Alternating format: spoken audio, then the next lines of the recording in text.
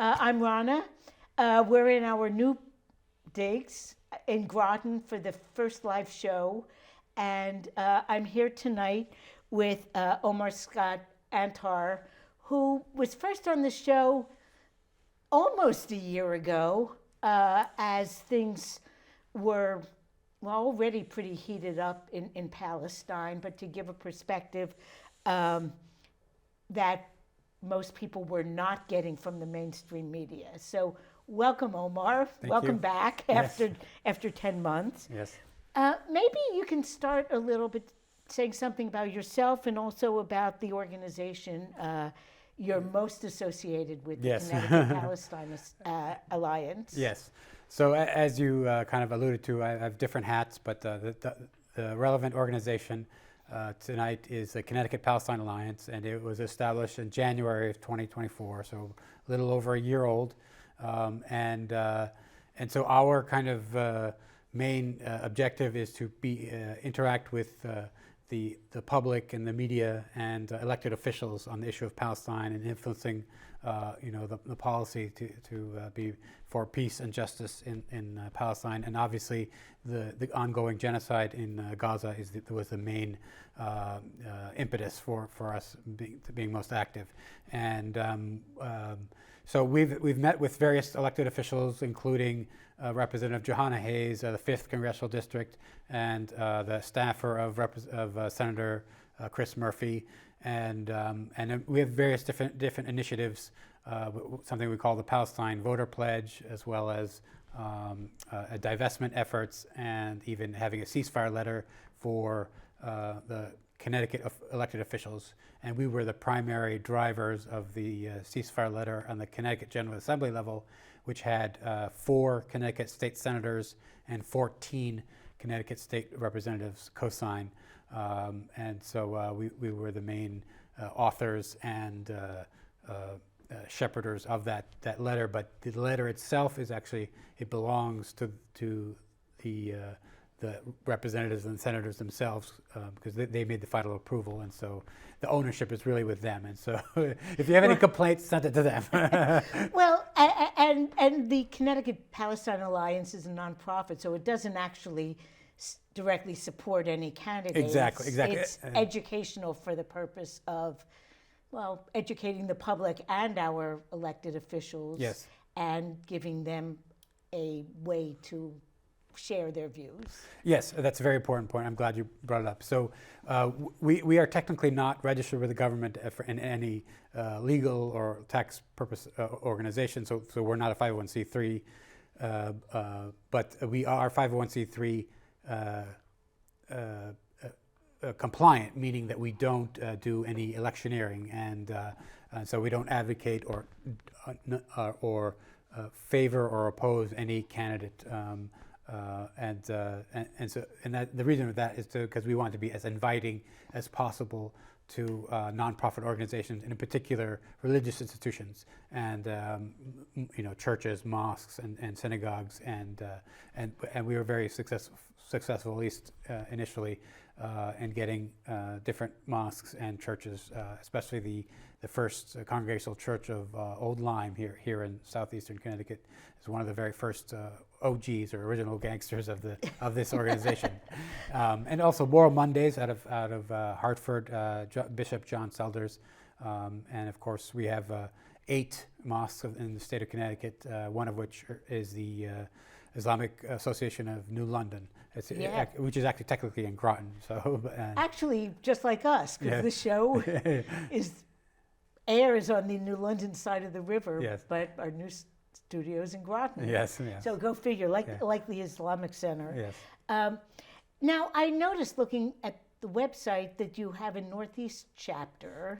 Is that new, or has it been something that's been part of your organization for a while? So it's not technically a chapter, but it's a group that I am part of, because I'm technically from Plainfield, Connecticut, or Moosup, Connecticut, and so and it's close by to Yukon Stores, and so I connected with Yukon Stores, who connected me with this group, so technically they're not chapters, but it's just a group that actually they coalesced around a movie showing, and that group of people who were interested in that movie just continued having meetings. And they might be one of the most impressive groups in the state of Connecticut because they were able to get Norman Finkelstein to come to the Yukon stores, their neighbors, and this Thursday, the 27th. And also they're working on divestment issues in a pretty advanced way because some of the people there have connections with the Connecticut State Employees Unions. Stan Heller, who's the head of the Middle East Crisis Committee, he's been working on this for decades, and so he's the one who's kind of like leading the charge on the divestment for a while now. But I think the addition that would kind of move us forward would be to involve the unions, because it's especially the Connecticut State Employees Unions, because it's their money that the Connecticut State Treasury is investing, and that we want to divest that Connecticut State Treasury from both Israeli bonds as well as Israeli equities. And so if it's a slow process, as you can imagine, but this group has some people who may really make the difference because they are Connecticut State employees, and they know those unions. So well, as you're talking, I thinking, this is a little relevant to my life because Bob is a retiree. Oh. He worked in the 80s for about, 10 or 11 years with the old DMR, and he was part of 1199. Oh, wow. Yeah. We need to talk. So, yes. So he's got, retirement money that's, with the state of Connecticut. Yes. And so Stan is, and I think one other group, they asked the Connecticut State Treasurer to report, what is their exposure to the state of Israel, and they're at least they're not. It's their obligation, and they're abiding by their obligation, and they're reporting in detail both Israeli bonds as well as Israeli equities, and the number is at least July numbers from 24. So they're about, I guess, 8 months old now, but it's 95 million, so almost $100 million. Wow. And the one thing that you can report that's kind of a success or a victory, but you could debate it one way or the other, is that with Israeli bonds or any bond in general, if once it matures and you want to continue the investment, you have to reinvest. So you have to actively take the step to reinvest once a bond has matured. And so there are a few bonds that the state of Connecticut Treasurer has invested in, and I guess one of them at least, the Treasurer declined to reinvest. And so it's a passive action, meaning they didn't actively remove money from an investment, but they just failed to reinvest. And so some people argue that's great news, others say that's hardly anything. So, but we'll take it.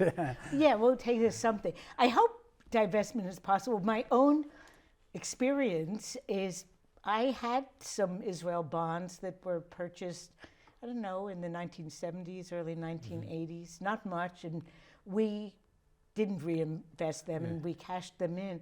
Every year when I get our 1099s, I get a statement saying we have matured, like for 30 years, a $500 Israel bond, and I phoned, CompuServe or whoever is supposed to be managing it, and say, what's the deal with this bond? I want it back. I want my original investment back. And they said, oh, you don't have a bond.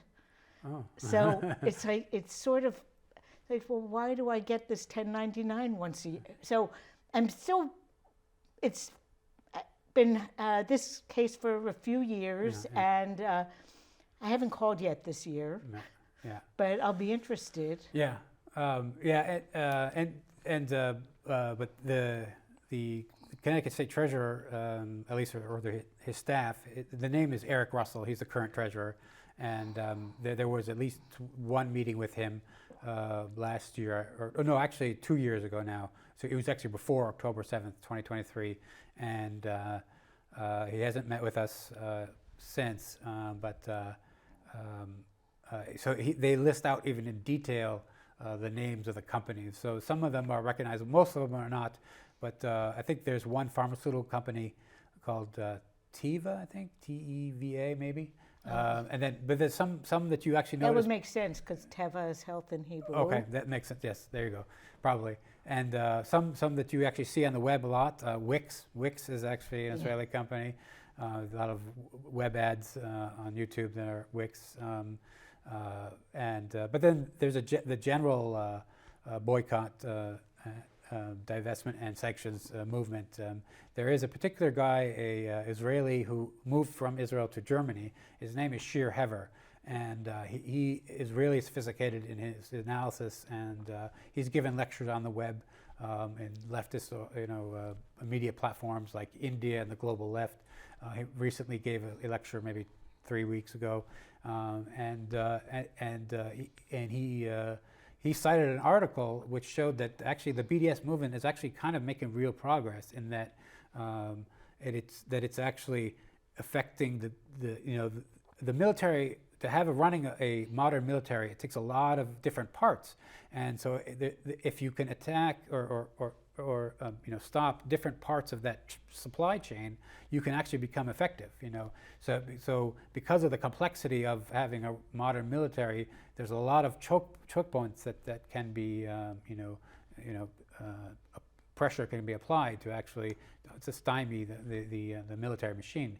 And one point that he made is actually for the United States, the federal government, for legal reasons, cannot directly invest into Israeli bonds or Israeli companies. And the way they get around that is actually, applies to us, is that the states can invest. So the way, instead of the federal government investing in the state of Israel, the 50 individual local states like Connecticut and Mississippi and others, they invest in their treasury or their pensions in the state of Israel.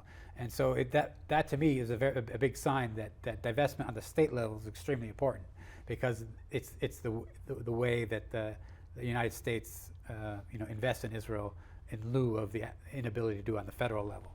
That's interesting, because when you talk about the choke points, I think this isn't just applicable to Palestine. This is, we can apply this to, the general militarism. Yes. Let's, stop nuclear weapons, stop all the hardware that delivers the nuclear weapons. Yes. It isn't just this particular conflict. Yes. We're involved in so many conflicts that it could, if we manage to slow down more than just one, that would be a bonus. Yes. So the Connecticut Palestine Alliance, has a lot of different links. One of which is that Northeast Connecticut group, but also we worked with Back from the Brink and their anti-nuclear, efforts here in Connecticut. And they recently had a lecturer, Ira. Helfand, I think. Yes, Helfand. I actually went to that meeting. Oh, great. Yeah. And so we were a co-signature, we meaning Connecticut Palestine Alliance was a co-signature of their letter that they did back in 2024, and they sent it out to the different congressmen and women. And me representing the second congressional district, I sent the letter to Representative Joe Courtney. No response on that. There were a few people there from the second district, but not many. Yeah. I was one of maybe 4 people from the second district who attended. Yeah. But it was a good program. I had met some of the Eric Stam from the Back from the Brink group. He had come to New London when our local committee for the prohibition of nuclear weapons was demonstrating at Electric Boat back in January. Yes. And so I thought, well, if he can come to New London to support us, I can go to West Hartford for a couple hours to support them. Yes. Yeah, so I'm in a privileged position that I have a lot of insight and links to different subsections of the state of Connecticut. So I can link the second district to the fourth district, and so the Back for the Brink seem to have weaknesses in those two arenas. Yeah. But because I went to a Jim Himes meeting with the people in the fourth congressional district, which is near New York City, and I'm personally from the northeastern part or the second congressional district, I can link them to. That's really helpful, I think. I only have gone to that one meeting, but there was a very large group from Hartford, Yes. from John Larson's district, Yeah. and a fairly sizable group from New Haven, but the two edges Exactly. Yes. were not really that well represented. Yes. And separate or distinct from the Connecticut Palestine Alliance, I mentioned my different hats. One of the hats, which is actually relevant to Thinking Greens, is I was working with the Justice for Palestine and Congress campaigns, the flagship of which was the 5th Congressional District, or the northwestern corner, with the current incumbent is Johanna Hayes. The candidate, the anti-genocide candidate was Ahmed Darwish, who was a Palestinian American himself, and because of that, I wanted to have a full slate on the congressional level of all anti-genocide candidates, and of course, one of which is a formal Green, which was Mary Sanders in the first Right, congressional. and she actually had the ballot line as well. Yes. So, and relevant to this, a little bit north of here, is Alice Leibowitz was for State Senate District 29, which is the Yukon Stores or Mansfield district. that's true. And those are the two, two formal Greens that. And Louis Delgado. He was in the Hartford area. Yeah, I think he's Senate District First 1 or District 3. One. And then in the Wallingford area was David Bedell. Yes, so we have exactly. 3 state Senate candidates. Yeah, 3 and then plus Mary Sanders, yes. I mean, this year, of course, will be an odd year, odd number year. And personally, I think it would be good to try to have a presence in many more towns than we have in the past in local elections, to get name recognition, to get ballot access in at least some local races, and be able to make a better showing in 2028 2026, when the representatives in Congress are coming up. So I worked with a group, a national group. Please forgive me if I get the URL a little bit wrong, but maybe if this one doesn't work, you can just do search for it. But I think it's voteforpeace.info. But if that's not 100% right, maybe just search for it. And so what it is it was obviously motivated around the issue of Palestine, but by its own name, I think it wants to be more general. But it had a criterion in which if you call for a ceasefire, that kind of put you on their recommended or endorsed list, and it's even strengthened if you called for an embargo of any kind, but hopefully complete embargo of Israel because of the genocide. And so that's why obviously Jill Stein was their presidential endorsed candidate, and not the two major candidates, and some of the other third parties as well, including I think the Libertarians were and their presidential candidate this past time, unfortunately, he did not do well. I think I don't know. But Jill Stein was the top third party candidate. Yeah. Yes. And the Libertarians in Connecticut have traditionally done a little better in the presidential race than the Greens, but they didn't do well this time, even though I had researched Chase Oliver, and he made a pretty good impression, I've got to say. And the reason I mention it is because even on the off-year local elections of 2025 in November, I did include those who co-signed the Connecticut Palestine Alliance Connecticut elected officials ceasefire letter. And so they included several Greens, which includes Doug Larry. And well, you could rattle them off. So these are the elected, Greens. And one of our city councilors, who's a Democrat in New London, signed on to that, Jeff Hart. So theoretically, if you look under search for Connecticut under the Vote for Peace or whatever it is .info website, you should be able to see a recommendation for Jeff Hart and Doug Larry, et cetera, for the 25 cycle. Right. And also it's my list of things to do is to push for the ceasefire letter. But now that there is actually a ceasefire of some degree, we might have to adjust it a little bit to include divestment to some degree, and to get other elected officials beyond. So we right now have about 15 people. The most prominent person on that list is the mayor of Middletown, Connecticut, Ben Florsheim. And he's a graduate of Wesleyan University, and Wesleyan is a hotbed of pro-Palestine activism. And so we're honored to have his co-signature on that letter. And so if you search, Connecticut and even for the 2025, local officials elections, he should show up. Oh, that's really interesting. So you mentioned, these elections. Now, the inauguration was already 7 weeks ago. Yeah. But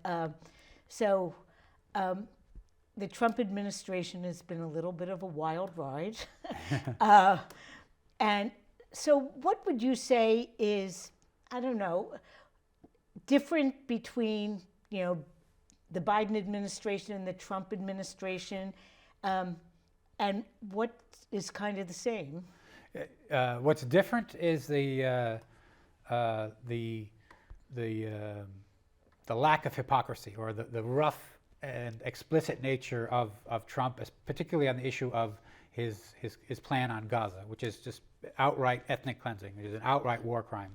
But what drives that plan is the use of violence to kill as many people in a genocide to then make them want to voluntarily leave, which is obviously the opposite of voluntary. If you bomb the place like with more bombs than Hiroshima and Nagasaki, and then you say, "Oh, come go this way," you know that's not voluntary. Yeah. Even if you may separate the two things, obviously they're not. So that lack of hypocrisy, and the other issue you have to give him and Witkoff credit is that at least they were able, for their own optics on Inauguration Day, they were able to implement a ceasefire. There was no ceasefire, with one minor exception in November, for months and months and months, 15, 16 months. And but how did the ceasefire come about? It's because of the explicit pressure by Witkoff on Netanyahu and the Israelis. And that's a pressure that they were refused they, meaning the Biden administration, refused to apply for almost the entire 15 months. And the former U.S. ambassador to Israel during the Biden administration, his name is Jack Lew. He's a former treasurer, I think, in the Obama administration. He admitted it openly in press when he was leaving or after he left, and said that there really was no pressure on the Netanyahu government. And so that exposes the outrageous lies that they were saying, that they're working tirelessly to have a ceasefire, which was a complete lie. And so for those who doubted Harris and the Biden administration's claim of their tireless efforts, they were proven right, and it shows how almost sick and evil that the Biden administration people were just lying in everyone's faces, for these months. I always wondered, Netanyahu kind of celebrated Trump's victory, and I thought that it would have been the perfect time for Biden to call Netanyahu and say, all this support I've given you, not only sending the arms, but, preventing the UN from acting, and this is how you respond. Yeah. That you celebrate when my opponent wins. Yeah. I'm just cutting you off now. Yeah. And it would have been the perfect time, actually, for Biden to be sort of petty about it. Yeah. I mean, be petty, do the right thing at the same time. Yeah. It's very odd. The Democrats don't even have a sense of self-preservation. Even on the issue of money in politics and the huge influence of super PACs and dark money in Democratic primaries, where Republicans, who are actually super Zionists, they would pump money to crush anyone who shows the slightest even non-questioning of Israel. They don't have to come in actively pro-Palestine. They just can't be so slavish. Then they pour money into their opponent. And but they are Republican donors to these big super PACs. So they have Republicans heavily influencing their own Democratic primaries, and yet the Democratic Party can't take any steps against them. And the same with the issue of putting pressure on Netanyahu by the Biden administration. They show this very strange lack of self-preservation and self-interest on a partisan basis. And it's, I don't know, I just don't get it myself. I'm Jewish, and I lived in Israel. My 23andMe says I'm like 99.5% Ashkenazi, and but I just don't get that. Jews have been saying, for the past 80 years, never again, and first they come for one group, and if you let them, they'll come for the next group and the next group, so no one really is safe. And yet we see in the U.S. Kind of the opposite thing. Oh, well, that's far away and it's not going to really affect us. And I do think people are very afraid now that, it might come back to haunt us. And we are seeing that the current administration, I don't know if they're actually deporting more immigrants or they're just conducting a fear campaign to put everyone on alert. Yeah, but I think both. But obviously, as everyone knows, that Trump and the administration is really big into being a showman, and the more flashy and the more show that they can generate, the better for them, even if the results are almost the same as previously. If you could put them on a military plane and have videotape of them in shackles, and even though the numbers may be close to the same as previous administrations, that's what they want. They want the show, and to instill the fear and have that ripple into the communities overseas. With respect to here in Connecticut, I'm well tuned to the Muslim community, which has a lot of immigrants and vulnerable immigrants, obviously because of the political situation, and even around Palestine, because one of the things that Trump at least explicitly wants to target is foreigners who are on student visas who then protest for Palestine. And the Constitution and the law covers anyone in the United States, not whether they're a formal citizen or not. And so the First Amendment applies whether you're a citizen or not. And so the right to protest, applies legally to the person on the student visa just as much as the one without. And there are groups, civil society groups in Connecticut that are working to, in anticipation of the Trump administration, they're working to figure out ways of protecting immigrants even before he was sworn in. And one idea was to use religious institutions, churches are most famous of which, but also it applies to mosques, and that they are, at least in the past, were areas of sanctuary that ICE officials could not make arrests of immigrants inside of churches. But unfortunately, the Trump administration very explicitly said that rule no longer applies, and the same rule kind of applied to schools and other kind of public venues and that have special significance. And so it kind of threw us for a loop, in that originally I was helping other groups in my interaction with mosques to kind of prepare them for the possibility of being places of refuge, but that was thrown out the window. I do think in Connecticut, at least some of the towns have made their own statements about schools not allowing ICE inside, or but I don't know. I'm pretty sure New London did make a statement about keeping kids secure when they're in school. And it's been a long time since individuals could just walk into a school anyway. You get buzzed in. So I'm hopeful that town by town, if not as a statewide policy, the various institutions will protect immigrants within them. But it is kind of scary. And you mentioned students too. With the demonstrations that were happening last spring on campuses, there was a very a lot of the students were not treated very well, and Yeah. their rights to speak freely resulted in their being arrested. And Yeah. I don't even really know what the outcome was for the Yukon students. Yeah, You probably do. so there are actually protests in April and at least one in the fall. So in April in Connecticut, there were 4 universities that had what they call Gaza encampments.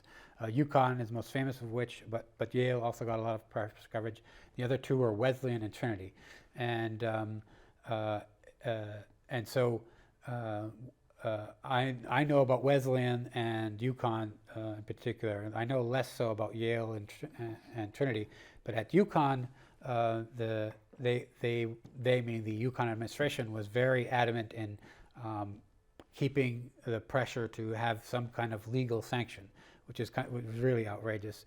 But on the opposite end, they actually wanted to have no academic repercussions. So they're kind of schizophrenic in that sense, that they want the legal repercussions, but no academic repercussions.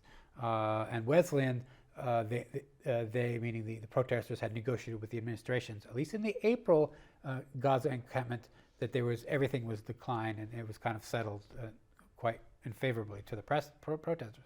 But that changed in the fall. In the fall, there was another protest at Wesleyan, and they were particularly harsh, and they changed their policy between April and September, and they're trying to, I think, kick out or pursue the legal repercussions to at least one particular student, or 2 particular students at Wesleyan, and there is a legal fund that I can dig up, and so if people wanted to email us at the Connecticut Palestine Alliance, I can direct people to the legal fund that people can donate. So it's info@palestinect.com, and so UConn. So again, I said that the UConn administration wants to pursue or keep the pressure on the legal repercussions going, and they recently had some court dates in Rockville.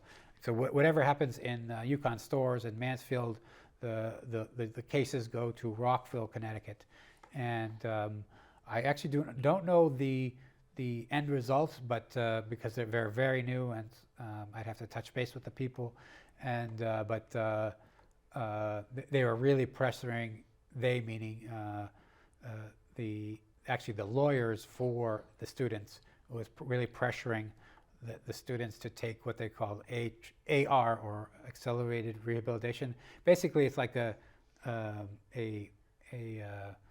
do-over or relief, especially for first-time offenders, and where they basically waive it if it's your first time. And but it is something that a lot of the principal students did not want to pursue or take, because their principal position is that they didn't do anything wrong, that they were demonstrating for the Palestinians of Gaza against the genocide on a public place right outside the library and of UConn, and in that courtyard, and it was the administration and the police who were really abusive, and they're the one pursuing a political agenda by trying to intimidate people from speaking out and exercising their First Amendment rights on the issue of Palestine. And that is really disturbing, the impact that this has had on suppressing free speech. Yes.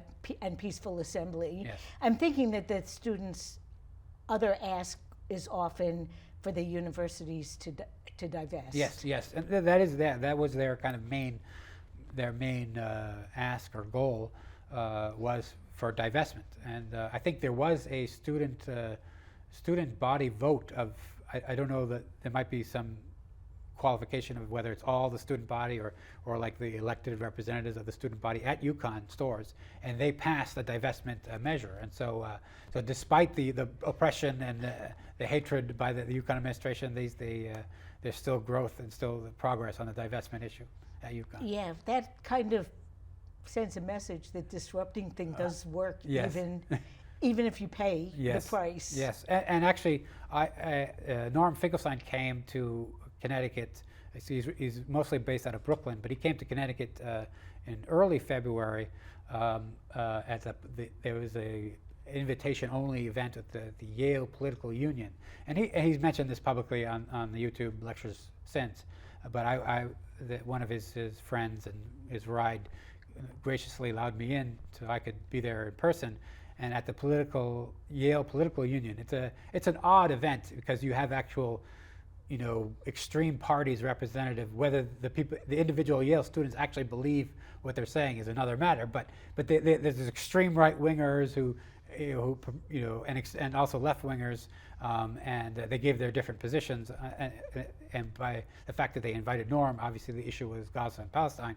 But at the end of the debates or lectures or talks, they came a vote of the proposition, and the proposition won, meaning that the pro-Palestine, pro-Gaza proposition that Norm was advocating won by a 2-to-1 margin. And this is at the Yale Political Union. So there's a lot of conservative preppies represented there. Yeah. Well, I think when you think about it, it's not really a radical idea to, want peace. to want peace and a lack of genocide. Yeah. And speaking of the current administration, their plan for Gaza, I think, is kind of to clear it out and make it a resort. Yes. So, does that make any sense? Absolutely not. But you should say that this proposal, if you can call it that, by Trump follows a pattern in which you can see similar patterns in the way Trump operates. Like he says he wants to take Canada as a 51st state, or he wants to take Greenland or Panama. But often what happens over time is that he makes very loud and outrageous kind of statements. But what the purpose is actually to push he gets benefits or favorable treatment by pushing his most maximalist idea out there. Because I think the Panamanians have had negotiations with Rubio and things where they got some or even Canada and Mexico, they got some benefits from his loud pronouncements. But if you actually look at them closely, there are things that already were in the works. But at least he got the media of saying, "Aha! I got them to do X, Y, Z," and so the same idea probably applies with Trump on making Gaza a Riviera.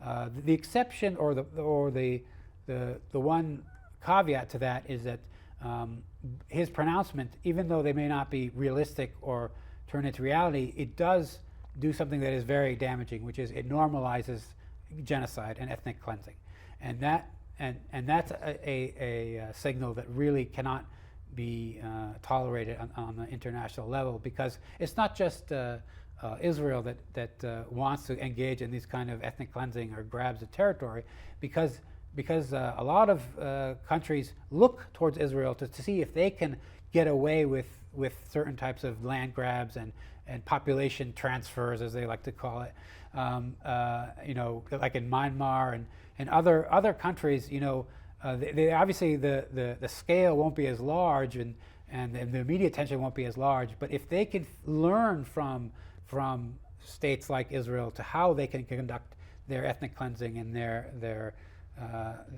and even use of technologies like spyware on activists and journalists, and so that's why the issue of Israel-Palestine is kind of central in the world. It's because it has repercussions on other parts of the world and what other tyrannical governments can do and get away with, and how they can get away with, in a practical manner. And so that is really outrageous, and it really has to is a reason why, even though it may never come to pass that there'll be a Gaza Riviera, just the pronouncement itself is very damaging. But going back to what I said, that the purpose of this outrageous pronouncement, which won't come to pass, is to push to some favorable position. It won't come to like a Gaza Riviera, but it may be something amenable towards Israel's plan, like maybe a partial depopulation of northern Gaza or parts of Gaza.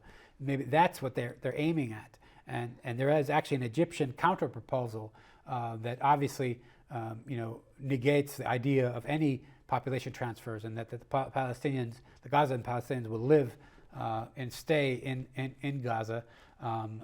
But that proposal has its own problems because the general principle of self-determination is not afforded the Palestinians, because in that Egyptian proposal, which may turn into the general Arab proposal, they're trying to impose a government on the Palestinians in Gaza, and so unfortunately the last elections I think are in 2006 or 2005 or something like that, in the early 2000s, I think a more appropriate proposal would be to have elections even in the midst of the rubble, if you wanted to have an authentic representative government governing the Palestinians. And so it shouldn't be the right of Israelis or Americans, or not even Egyptians or Jordanians or Saudis or Emiratis, to say who should rule over the Palestinians. Well, the Palestinians, if you go back in history, really haven't had much opportunity for self-determination, even between, it was Turkey, British mandate, and even during the period between 1948 and 1967, there wasn't really a Palestine. Jordan grabbed one part, Syria grabbed one part, Egypt grabbed one part. So there were a lot of Palestinians there, but they still were in their own, Yes. self-governance. Yes. Yes. Egypt occupied the Gaza Strip, and Jordan the West Bank, and of course, and Syria the Golan Heights. But you're absolutely right, and the one change was the Bush administration, and they allowed mistakenly in their view, but thankfully in the Palestinians' view, and that they actually got to express through elections their choice of government, even though the United States or Israel wouldn't, and especially even the neighboring Arab countries did not like the outcome, and that Hamas won, and the Palestinian Authority tried to overthrow Hamas, but that's another matter. Yes, and so but the way it links to today and the Egyptian counterproposal, you can't allow the Palestinian Authority, even though they are Palestinian, you can't allow them to come to power on the backs of the Israeli genocide and bombing of all of Gaza. And so that's why, as a general matter, the issue of having elections, and Hamas can lose in elections. I mean, why is there all this rubble? Obviously, Israel is the main culprit, but the initiator, the trigger, obviously was October 7th. So there's no guarantee that Hamas will win in elections.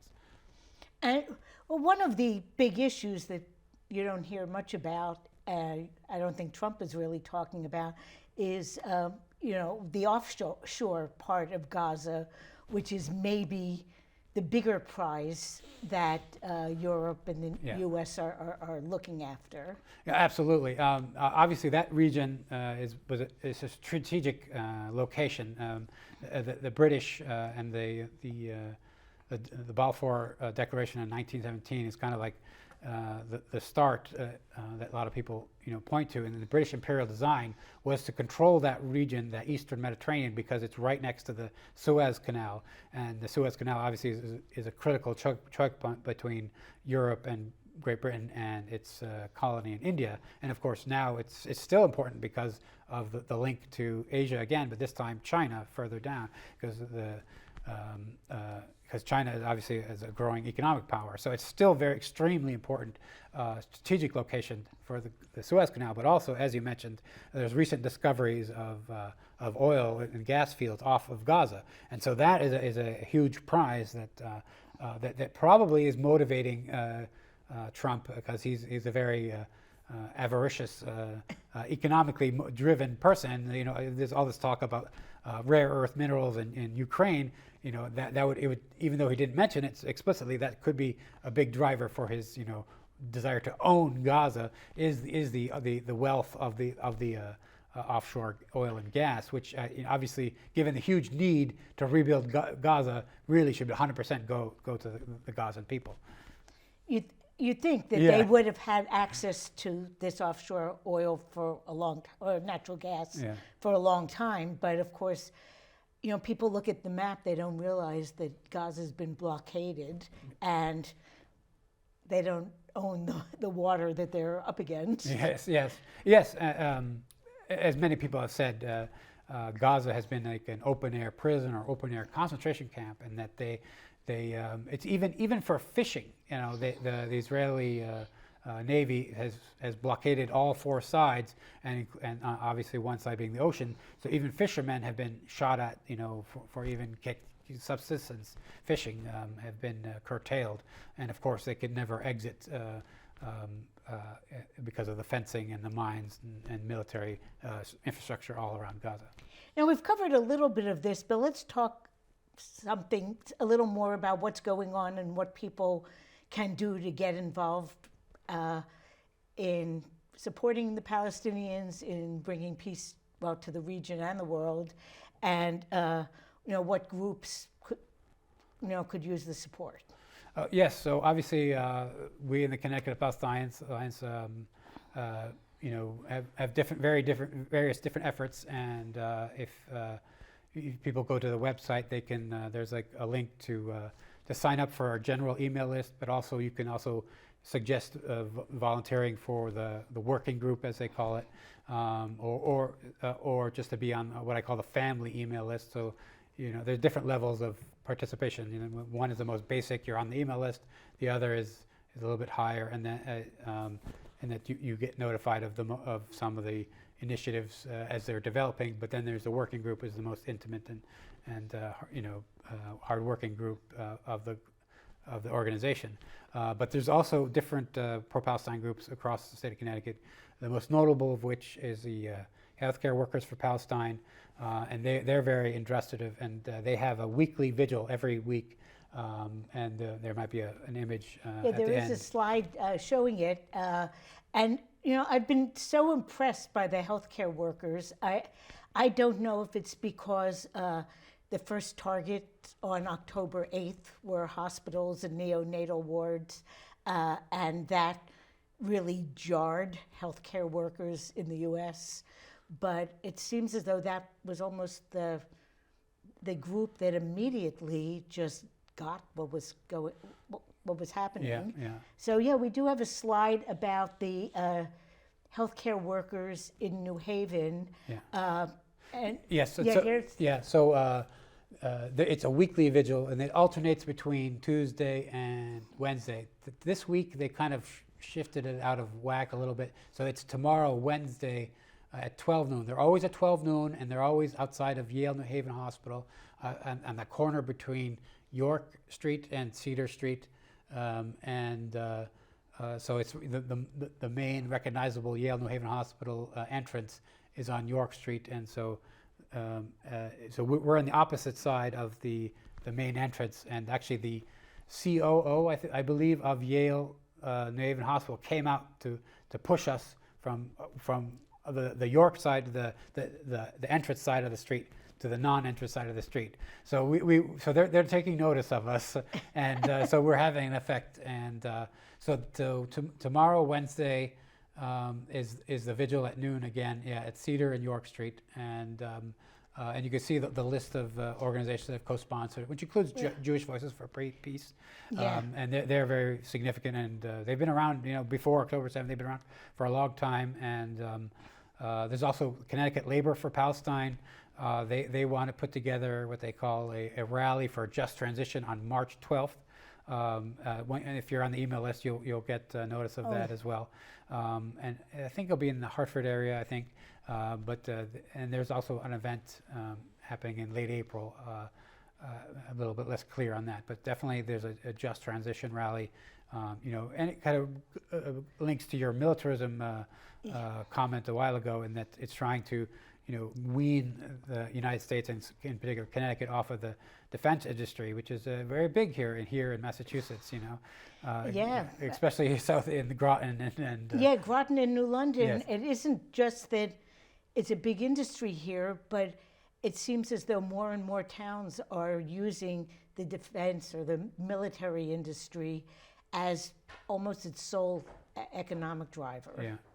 So that is something that it's troubling. Yeah. I think, now I know that there had been off and on vigils at Hartford Hospital. Have they Yes. continued?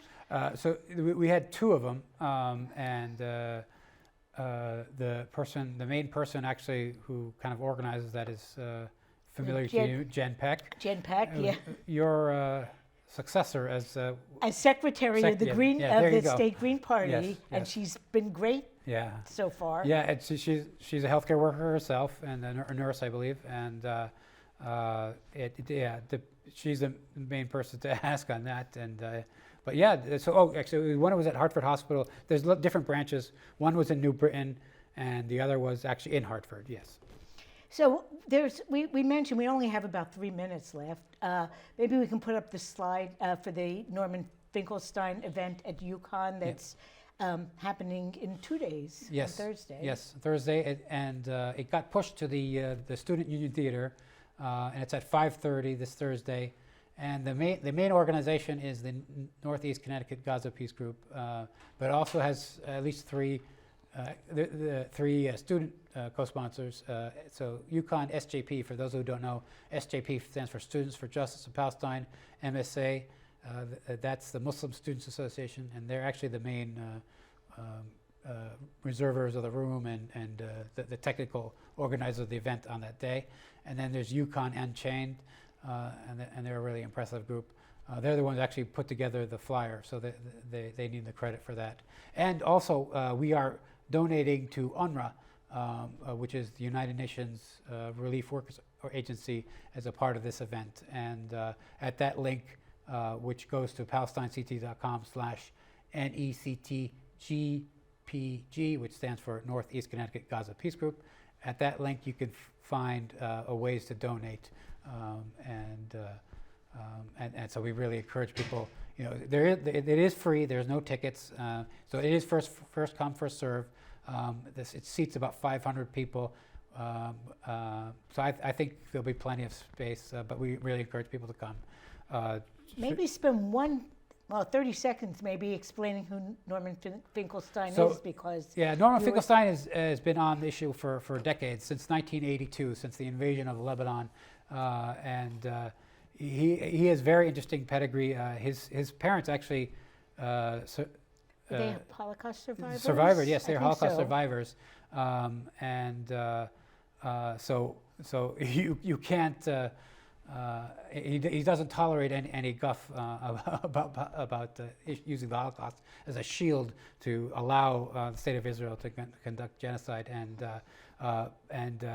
so he's one of the most staunch anti-Zionists, may I say, individuals for all these decades, and so it's really impressive that we got him. He's very difficult to get, and we're really happy that he's coming. I'm looking forward to going, and we haven't and don't have time to talk about the whole how Zionism and anti-Semitism and have gotten people very confused. Yes. So groups like, I appreciate people like Norman Finkelstein and groups like Jews Against Genocide and Jewish Voice for Peace, yes. Because we need to stop being so confused. Just mention for like 30 seconds that stupid recent event in Florida which a Jewish American shot at Israeli Jewish tourists, who in turn became furious that they were being attacked by Palestinian terrorists. So I think there's a lot of confusion that we actually have an obligation to clear up. Yes. So thank you, Omar, for coming You're welcome. way down to the southeast corner.